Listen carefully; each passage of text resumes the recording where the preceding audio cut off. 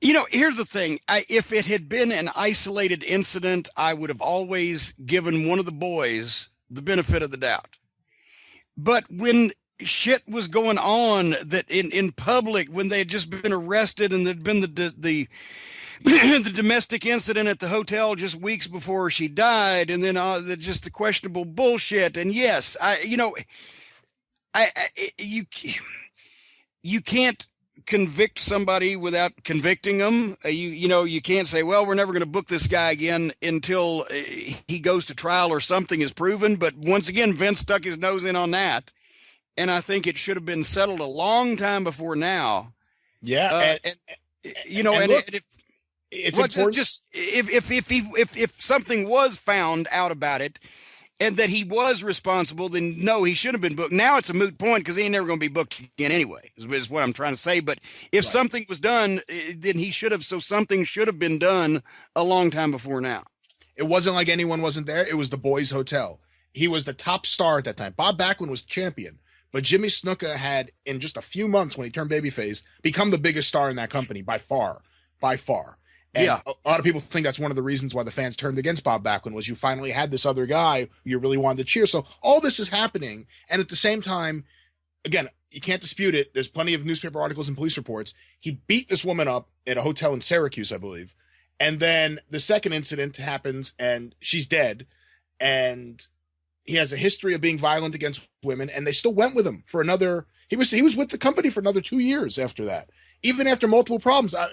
As I think about it, the Middle Eastern tour, I believe they found him with cocaine taped all over his body, and that caused a big problem over there. So I mean, it's just one problem after another, and he kept getting a free pass because he was a draw, he was an attraction, he moved merchandise, and again, you can't do anything about it now, like you said, but Jimmy Snuka. But think about this though.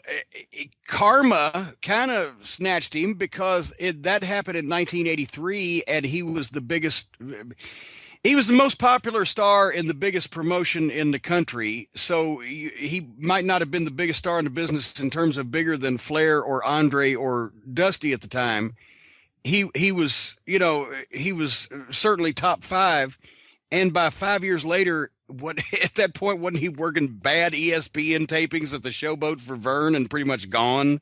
And he self-destructed on his own. Maybe was that his punishment? But then He they brought never, him back. Vince brought him back in '89.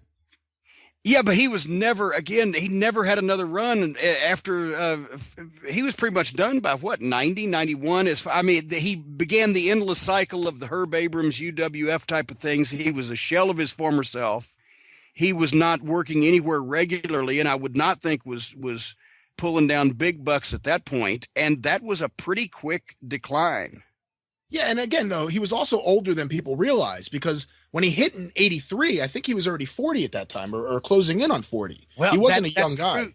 That's Yeah. true because and actually, I remember seeing him in '83 and seeing him in 79, 80 in the Mid Atlantic territory and in live in Cincinnati, and the difference there was he was already declining because my God, he was an animal in the late '70s. He was just a beast athletically, like a coiled spring, and so he was older than people thought he was. Well, it's sad case.